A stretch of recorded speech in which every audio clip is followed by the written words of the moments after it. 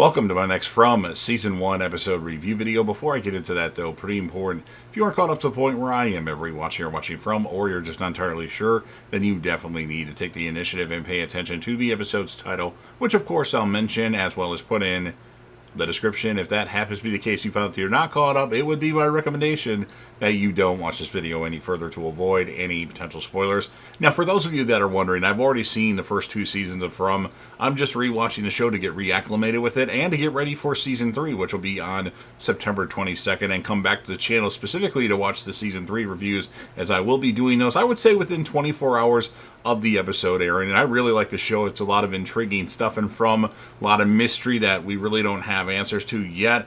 I do feel, though, it'll be a letdown, like a bad M. Night Shyamalan twist at the end of From when we get answers to the questions that are happening. But all in all, I like the show. It obviously has some similarities to Lost with the mystery factor. It's not Lost, but it's by some people that were involved with Lost. So, like the show, definitely check out all my reviews of it. I'll have every single review for the first two seasons before Season 3 airs. So there's going to be a lot of From content, random videos at random times a day to get caught up. Although this video will be in my normal rotation at 7 a.m. on the day that I'm uploading. But other ones might be later in the day.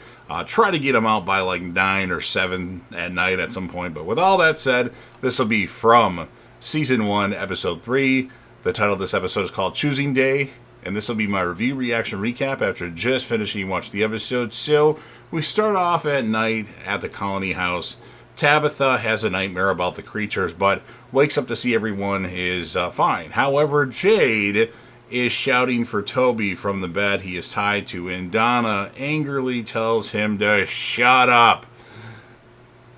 Jade continues to demand to be released, asking Donna if she knows who he is, prompting Donna to remark that he's one of those.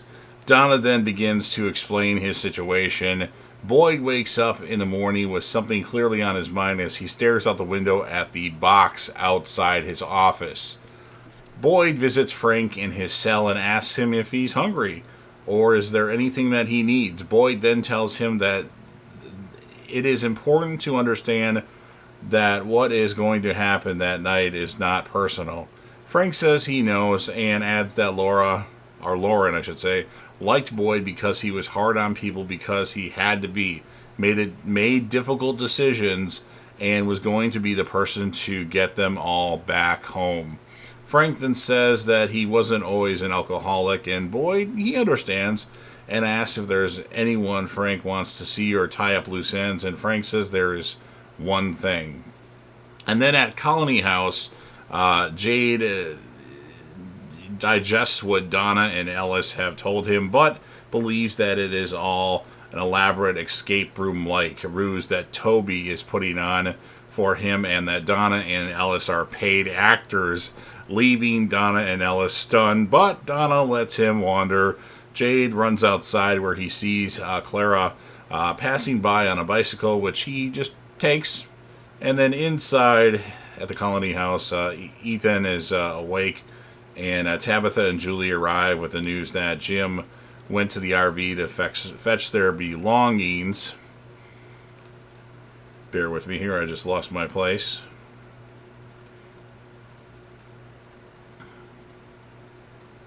And then Ethan asks how long they will be there, and Tabitha replies that they are figuring it out. Years, decades, who knows? Ethan stares at the boy in white apparition outside his window, and then the boy in white also waves at Ethan. In the dinner, or at the diner, Kenny's mother, I don't know how to pronounce her name, so I'm just going to call her Kenny's mother for now. Something Chen frantically prepares food while Kenny begs her to get some rest. And then his mother replies that she has too much to do, but knocks over a glass as she chastises her son for making her break the glass. She tries to clean it up the shards, but cuts her hand. Kenny helps her and tells her that she needs to rest. And then his mother begins to say that if she were with her husband the previous night, but Kenny cuts her off and says it would not have changed anything. As the two are talking, Sarah walks in and seeing the broken glass, begins to clean it up. Back at the colony house, Victor measures the amount of steps it will take to get from the house to the trees. Fatima finds Julie on the porch and offers her some berries. Julie declines but notices that they grow their own food. Fatima jokes that the local supermarkets are terrible. Noticing that Julie is feeling down, Fatima tries to comfort her. Inside, Jim brings their stuff from the RV. Tabitha and Jim imitate creatures from the one of Ethan's books. When Julie walks in, however, Donna cuts their reverie short to inform them that Father Khatri has arrived to explain the choosing ceremony. And then Father Khatri explains that all newcomers have to decide whether they want to live up in the colony house or down in the town, and offers to give them a tour of both, including the house that they would stay in town. Julie wants to go with her parents, but they order her to remain at the house to look after Ethan, annoying her. And then in a diner, Jade loudly makes an entrance and asks, where are all the clues, essentially? And Jade rudely cuts in line and begins taking food stuff. And then Kenny's mother hits him on the head with a whisk and yells at him in Cantonese. Outside, Sarah meets Nathan, her brother, who reminds her that she promised she would stay home. Sarah says they would have wondered why she didn't show up and promises that she wants and needs to help. She tells her brother to get back to the barn and promises that it will be okay.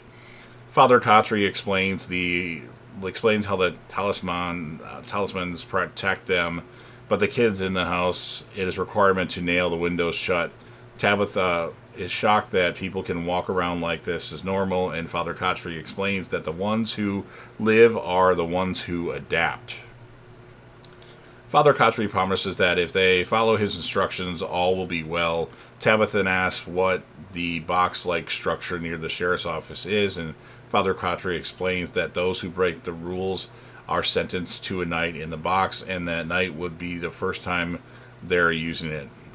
This night will be the first time they're using it for Frank. The tour continues in the house that belonged to the Pratts. Really? You're having somebody move in that house already? Where Father Khatri explains that a family lived there previously, but the night before they arrived, Lauren and Megan were killed, and their father was passed out drunk on the other side of town, showing them the bloody room. This frightens Tabitha, and she asks Jim why he is taking any of this at face value. And Jim grabs her and says he can still hear them whispering outside the RV and tapping on the glass. He tells her that their situation is very real and they are stuck, so they need to make the best of it. Least they end up like least of all they end up like the Pratts.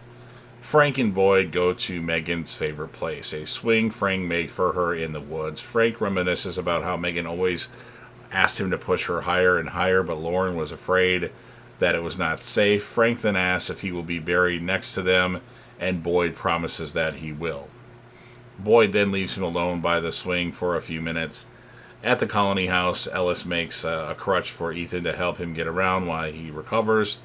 And then Julie asks Fatima why they are helping her family, and Fatima answers that it is just what they do.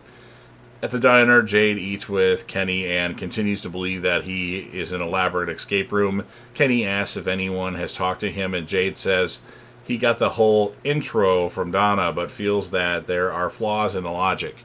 And then Jade points out that he is eating eggs in a diner and that his nightmares do not usually serve breakfast, and jokes that they have chickens out in the forest. A tired Kenny replies that they don't know where the chickens and cows come from. Jade then asks if he is supposed to get a clue from Kenny, but leaves on his own. Christy then walks in, and Kenny remarks to her that Jade is going to get himself killed. Christy, seeing Kenny's mom, asks how she's doing, and Kenny repeats what he previously said about denial being a part of his family tree. Ethan comes across Victor outside the colony house and asks if he is looking for something and if he needs help. Victor replies that he is checking someone, and when asked what he's checking for, complains that Ethan asked a lot of questions. Ethan offers to help him check, but Victor calls him trouble and tells him to go away. Ethan then asks about the boy in white, and Victor becomes very interested with that. Victor tells Ethan that he's checking to see if the trees move, but he says he isn't done checking. Julie then sees Ethan and then yells at him to get back inside. Julie tells him not to hang out with Victor anymore, believing him to be a little bit creepy.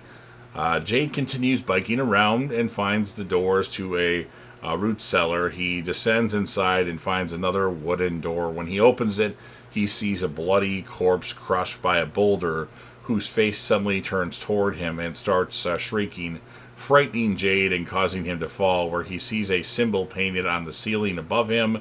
When he looks at the cabinet again, he sees nothing there. As he exits, he declares that Toby is a fucking genius and continues on his way. So Jade still, yeah. In the church, Boyd pays a rare visit and says that God isn't answering. Father Khatri counters that he isn't listening closely enough. Boyd then says he can't put Frank in the box, revealing that it was supposed to be a deterrent and not an actual punishment.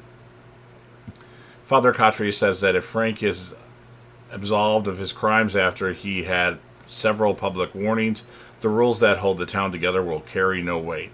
Boyd points out that Father Khatri should be talking to him about the virtues of mercy.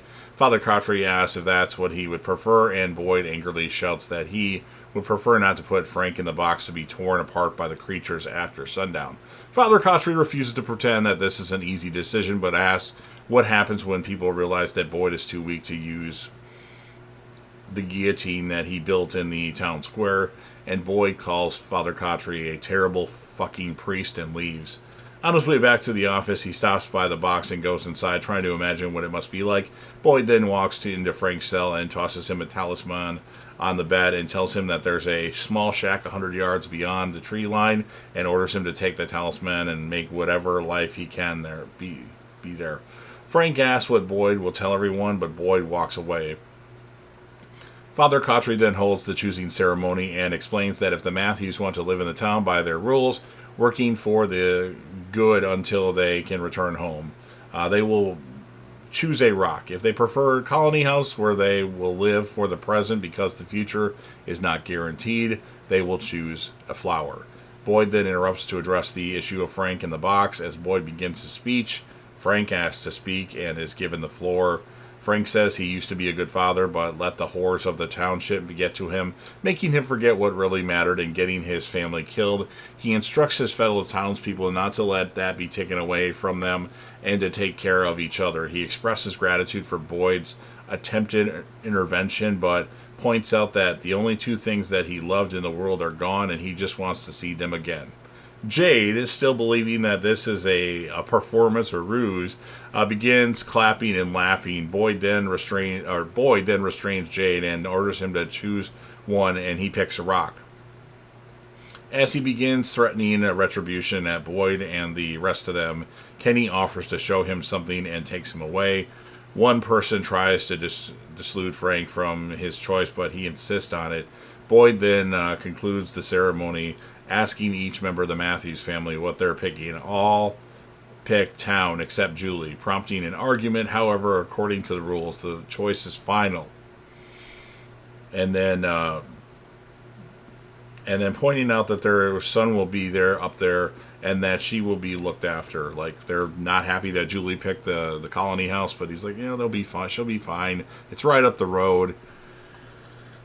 And then Father Khatri then reminds everyone that sundown is approaching and tells them to get home. Kenny takes Jade to the graveyard and explains that no one is trying to be cruel to him, but he needs to understand what is going on. Jade continues ranting while Kenny approaches a grave that has yet to be filled. Inside, there's a body inside wrapped up, and then Kenny unwraps the shroud and it shows Jade Toby's mutilated face, and Jade begins sobbing. As the sun sets, Boyd and Khatri take Frank to the box. Before entering, Frank makes Boyd promise to get everyone home. Meanwhile, the Matthews, minus Julie, move into their new home, and Jim and Tabitha read to Ethan as they put him to bed. And then Kenny's mom cries over a shrine to her ex-husband or her husband, Kenny's dad, when Kenny arrives with Jade and explains that he is going to stay with them for a few days. In the Colony House, the residents have a toast to celebrate Julie's arrival. And then, as the creatures approach the box, Boyd struggles to watch from his window while Frank at first tries to prepare to go down fighting. However, he breaks down and sits on the floor. The creatures then break in and attack him. And that's what ends this episode of From. So, interesting stuff. It's still an interesting story. A little slow development, but I really enjoyed it. I'm going to score the episode a 7.6 out of 10. And my characters of the episode, I mean, Boyd is a pretty solid character in every episode.